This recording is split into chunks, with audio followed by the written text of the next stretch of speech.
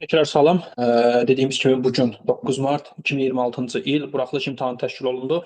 Qrammatika suallarını paylaşmışdım. İndi isə ilk mətn Dərbənd ətrafında adlı mətni paylaşıram və izahını verirəm. Yavaş-yavaş mətni hərəkət elətdirirəm ki, mətni özünüz oxuya biləsiniz. Ondan sonra sualların izahını verəcəm. Daha sonra üçüncü hissə. Əgər baxa bildinizsə, keçək suallara. Deməli 41-ci sualda deyir ki, mətnə əsasən səbəbini müəyyən etmək mümkün deyil. Nəyin səbəbini müəyyən etmək mümkün deyil? 1. Əmir Teymurun Kür çayının sahilinə düşərgə salmasının səbəbini müəyyən etmək mümkündür. Çayın sahilində düşərgə salmasının səbəbi məlum deyildi mətndə. Əmir Teymur niyə salmışdı? Biz görürük ki, orada Toxtamışın ehtimalı var. Amma bu Toxtamışın ehtimalıdır. Yəni bu dəqiq bir məlumat deyil, 100% bir səbəb deyil. Ona görə biri götürür. 2. Döyüşçülərin şəhər hasarlarına yaxınlaşa bilməməsini, çünki ox atırdılar. Zormağan Noyanın xanın heyrətlənməsini, çünki şəhərdə boşluq, sakitçilik görmüşdü, heyrətlənmişdi. Qalanın içindəki sakitlik İbrahim xanın planı idi. Toxtamış xanın Əmir Teymurun ədavət bəsləməsinin səbəbi bilinmir. Onlar arasında niyə ədavət var idi, niyə düşmənçilik vardı, bu haqda məlumat yoxdur. Cavab olmalıdır C variantı. 42-ci sualda deyir ki, əvvəldə rəqəm yazılmış hansı cümlələr mətndən çıxarılsa məzmuna xələl gəlməz. Burada cavab olmalıdır 4, 5. Baxın, həmin cümlələri göstərirəm. Deyir ki, xanın əmri ilə belə vəziyyətdə təcrübəli olan döyüşçülər irəli yeridilər. Onların əllərində dairəsi iri qalxana bənzər qoruma alətləri var idi. Onlar qala divarlarına çatdılar. Bu dördüncü cümləni silirsiniz və davamını oxuyursunuz. Deyir, belə vəziyyətdə təcrübəli olan döyüşçülər irəli yeridilər. Onlar qala divarlarına çatdılar. Bu fikri heç bir problem yaranmır. Ona görə 4-ü çıxara bilərəm və həmçinin də 5-i də çıxara bilərəm. Deyir ki, girməkdən ötürü keçid lazım idi. İndi keçid bizim əlimizdədir. Burada 5-i silirəm. 5-i silirəm, davamını oxuyuram. Tələsməliyik, Şirvanın irəlilərinə doğru irəliləməliyik. Yəni 5-i də çıxarsam heç bir problem yaranmır. Cavab olmalıdır D variantı. Sonra 43-də deyir ki, doğru, yanlış və ehtimalları seç. Doğrudur, Toxtamışın planları arasında maddi mənfəət əldə etmək də vardı. Bəlidir, buralarda bir yerdə qənimət ələ keçirməkdən danışılır. Bax, bura qənimət qopararıq. Bir doğrudur. Bir doğrudursa aynen D getdi. 2. Zaten getdi. Şirvanşah İbrahim əhalini Dərbənddən zorla çıxartmışdı. Belə bir məlumat yoxdur. Sonra 3. Qalada müqavimətlə qarşılaşan Toxtamış xan geri çəkilməyə məcbur olur. Təbii ki, bu yanlışdır. Geri çəkilməyə məcbur olur deyə bir şey yoxdur. Dərbənd üzərinə hücuma keçən döyüşçülər qala divarlarını dağıtmaq üçün göstəriş almışdılar. Bəli, bu doğrudur. Görürük ki, qala divarlarını dağıtmaq əmri alırlar. Bu doğrudur. Yanlışın altında olduğu üçün bunu götürmürəm. Sağ tərəfdən 5. Çaparın gətirdiyi xəbər Çapar hər hansı bir məlumat gətirirmi?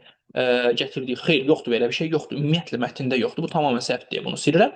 6. Şirvanşah İbrahim ilə Əmir Teymur arasında soyuqluq var idi. Bəli, bu ehtimaldır. Çünki Toxtamışın dediyinə əsasən bax burada yazıb ki, bir görünür müttəfiqi İbrahim xana kömək etmək fikrində deyil. Yəni ehtimaldır ki, onlar arasında soyuqluq var. Ona görə cavabımız olmalıdır 1, 3, 6, yəni C variantı. 44-cü sualda Toxtamış xan işğalçı hökmdarıdır. Bəli, doğrudur. Biz də doğru fikirləri axtarırıq. Dərbənd keçidinin ələ keçirilməsini əhəmiyyətli hesab edir. Bəli, deyir, Şirvana yol açır bizim üçün. Düşmənin necə həmlə edəcəyi haqqında qabaqcadan müəyyən edir. Xeyr, dəqiq bilmirdi. Ora gedən təəccüblənir hətta. Yaranan fürsətləri dəyərləndirir. Bəli, İbrahim xandan Əmir Teymur arasında olan fürsəti hesab eləyir ki, onlar arasında soyuqluq var və təkləməyə çalışır. 3 doğrudur, 3-ü götürürəm. 4. Şirvanşah İbrahimin müttəfiqi ilə danışıqlar aparır, səhvdir. Şəhərin boş olduğunu güman edib döyüşçülərə şəhərə daxil olmaq əmrini verir. Burada Cormoğon xan bunu əmr eləmişdi. Ona görə 5 də olmaz. Cavab olmalıdır 1, 3, B variantı. 45-ci sualda üzərində rəqəm yazılmış sözlər əsasında uyğunluğu müəyyən eləyin. Hər ikisində yeriməşli, birincisində yerimək hücum etmək mənasındadır, ikincisində yerimək isə addımlamaq mənasındadır. Deyir, addımlamaq sözünün qarşılığıdır. Bu 2-yə gedir. Sonra saat heç yerimir. Bu ümumiyyətlə uyğunluq vermir. Hücum etmək mənasındadır. Bu birincisi idi. Deyir ki, Toxtamış xan qoşunu ilə bir yerdə yeriyir. D variantı 1-ə getdi. D variantı bir qoca köhnə paltar əynində yeriyir, yolda torba çiynində addımlayır mənasındadır. Bu getdi 2-yə. Daha sonra E variantı bu işlər bizim vilayətdə yeriməz. Vəssalam. Bu ümumiyyətlə tam fərqli mənadadır, olmaz. Deməli 1-ə C, 2-yə isə A, D olmalıdır. Cavab olmalıdır A variantı. 1-ə C, 2-yə isə A, D. Daha sonra 46-cı sualda deyir ki, əvvəldə işarə qoyulmuş sözlərin qarşılığını, ifadə etdiyi mənanı kontekstə əsasən müəyyən edib yazın. Bax, burada biri təyin etdiyi, bu. Deyir ki, Toxtamış xanın təyin etdiyi vaxtda, müəyyən etdiyi vaxtda, Toxtamış xanın təyin etdiyi yerinə müəyyən etdiyi vaxtda olsa, Daha bu yəni düzgün olar, qarşılığını istəyir və ya mənası təyin etdiyi, müəyyən etdiyi. Sonra kvadrat, kələk, hiylə və ya fırıldaq sözü bura yazılsa doğru olar. Daha sonra 47-ci sualda altından xətt çəkilmiş cümləni mətnin səciyyəvi üslub xüsusiyyətlərinə görə zənginləşdirmək lazımdır. Məcazi ifadələri artırmaqla altından xətt çəkilmiş cümlə diri qaladakı sakitliyi görən Toxtamış xan narahat oldu. Qaladakı lal dinməzliyi görən, burada sakitlik sözünü çıxarıb yerinə lal dinməzliyi görən ola bilər. Yaxud da ki, narahat oldu yerinə kürkünə birə düşdü yaza bilərik ki, bunlar da məcaziləşməyə səbəb olur və üsluba uyğun olur. Daha sonra 48-ci sualda mətnə əsasən Şirvanşah İbrahim obrazı ilə bağlı cədvəli doldurun. Bu cədvəli görə bilmirik təəssüf ki, ona görə bunu dəqiq deyə bilməyəcəm. 49-cu sualda mətndə nöqtələrin yerinə uyğun ifadələr yazmaqla cümləni tamamlayın. Mətndə nöqtələrin yerinə uyğun ifadələr yazmaqdan. Deməli, nöqtələr hansılar idi? Toxtamış xan şəhərin alınmasının həm nə hesabına ola bilər? Ola bilər insan itkisi, tələfat hesabına. Bura yazmaq olar böyük itkilər hesabına, çoxlu qan hesabına olacağını, həm də vaxt itirəcəyini nəzərə alıb dedi bax. Çünki davamında deyir ki, tələsməliyik. Toxtamış xan şəhərin alınmasının həm böyük itkilər hesabına olacağını, yaxud da ki, böyük qan hesabına, çoxlu itkilər hesabına olacağını, həm də vaxt itirəcəyini nəzərə alıb dedi. Bu ifadələri bura əlavə eləməklə mətni tamamlaya bilərdiniz. Sonra 50-ci sual sən saydığın say gör fələk nə sayır atılar sözünü mətnindəki iki müxtəlif məqamla əlaqələndirib fikrinizi yazın. Bax bunun biri bax burdadır.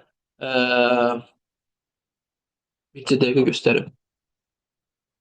Aha, bax bura. Deyir ki, lakin döyüşçülər həsarlara yaxınlaşa bilmədilər, onların üzərinə ox yağdırıldı. Deməli, Toxtamış hesab eləyir ki, və Zormoğan hesab eləyir ki, qala boşdur və qalaya yaxınlaşmağa çalışır. Digər tərəfdən isə oradan oxlar yağdırılır. Onlar öz bildiklərində olsalar da qarşı tərəfdə öz bildiyində idi. Bu bir. İkincisi də sonuncu abzasa yaza bilərsiniz. Sonuncu abzasa yaza bilərsiniz. Burada da çünki Toxtamış İbrahim xan Samur çayına doğru hərəkət eləməyə başlayanda İbrahim şah da digər tərəfdə öz işi ilə məşğul idi, öz planlarını hazırlayırdı. Bunu da yazmaq olar, əlaqələndirmək olar. Hə, bir də burada təxliyə edir sözü qalıb bayaq deməmişəm. Təxliyə edir, köçürür mənasındadır. Şirvanşah İbrahim də düşmən qoşunlarının yolu üstündəki kəndlərdən əhalini təxliyə edir. Köçürür, deportasiya edir, tipli cavablar yaza bilərdiniz.